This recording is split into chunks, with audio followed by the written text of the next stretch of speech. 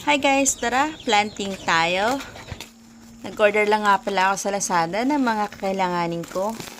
Ito nga pala yung plant base na nasasabit. 11 pieces niya nang in-order ko at sinamahan ko pa nga ng shovel. Yung gumagapangan na halaman ang plano kong ilagay dyan at isasabit ko nga yan sa bakod namin. Dito nga lang tayo kukuha ng pananim. Dahil talagang napakarami na nila at nagkalat na sila dito sa paligid pero hindi sila maganda tingnan. Parang napaka-overcrowded na nga nila. Madungis nga lang tingnan yung mga halaman namin ditong gumagapang. Kaya naman gusto ko silang bigyan ng buhay. And this time, bibigyan ko nga ng buhay ang bakod namin. Gamit ang mga halaman na to. Ito nga pala ang laundry area namin. At dito ko nga ilalagay yung mga halaman.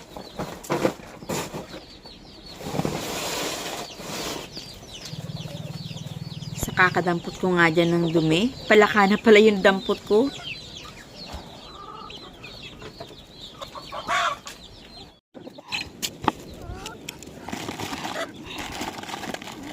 Pati nga rin itong mga halaman na to ay maglalagay nga rin ako sa pot para nga mas makita yung ganda nila.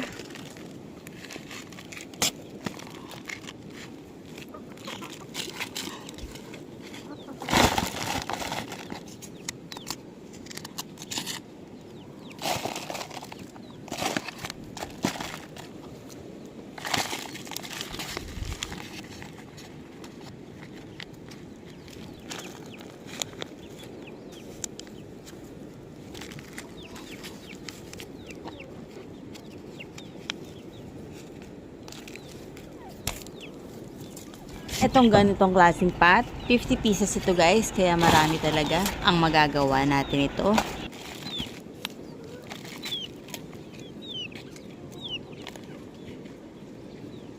Ang ganda nga ng klima ngayon, kasi umuulan at saka umaaraw din.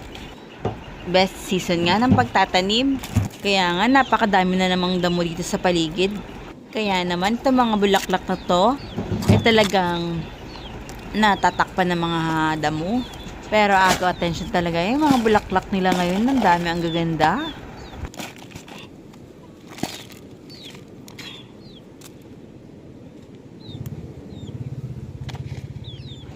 Itong halaman na to, ang tawag dito ay marigold. Madali nga lang ito itanim. Madali lang din ito tumubo. Hindi ito maselan.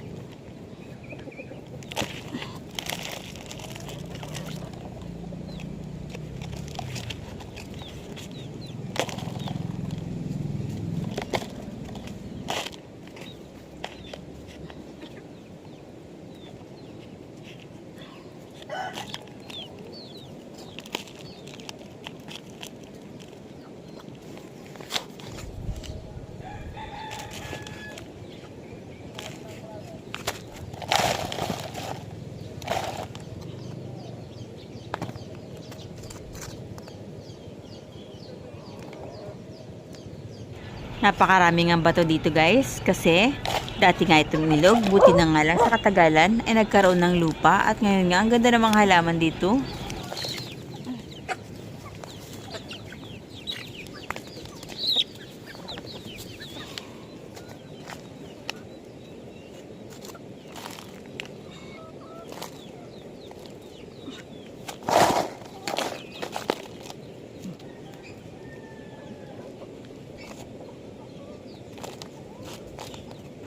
Hindi ko nga pala matatapos ang project ko sa laundry area.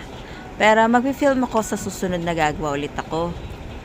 Kaya hanggang dito lang yung video ko. Salamat sa panonood. Bye! Happy planting everyone!